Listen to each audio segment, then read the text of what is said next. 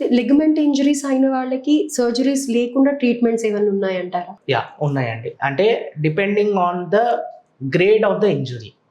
మనకి పార్షియల్ గా ఉందనుకోండి, కొంచెమే చిరిగింది అన్నప్పుడు దానికి రెస్ట్ ఇచ్చి దానికి తగిన ట్రీట్మెంట్ ఇస్తే సరిపోతుంది.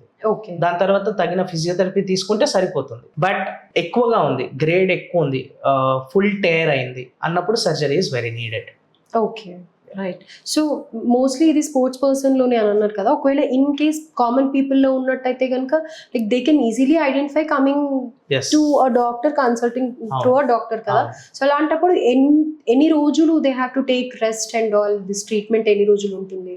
అంటే ఒకవేళ సర్జరీ లేకుండా ట్రీట్మెంట్ చేసాం అనుకోండి, ఒక రెస్ట్ పీరియడ్ ఉంటుంది, 1 month 1.5 month depending on the injury అనేది రెస్ట్ పీరియడ్ ఉంటుంది. ఆ rest period 1.5 month grace period చూసుకుంటే సరిపోతుంది. లేదు సర్జరీ చేసాం అనుకోండి, సర్జరీలో మనకి మల్టిపుల్ ఇంజురీస్ ఉన్నాయనుకోండి, రెస్ట్ ఎక్కువగా ఇస్తాము. సింగిల్ లిగమెంట్ ఇంజురీ ఉందనుకోండి, వాళ్ళకి విత్ ఇన్ 2 to 3 days లో మడవడం చాపడం అనేది చేపిస్తాం. It totally depends on what repair is being done on an operation theatre on operating table.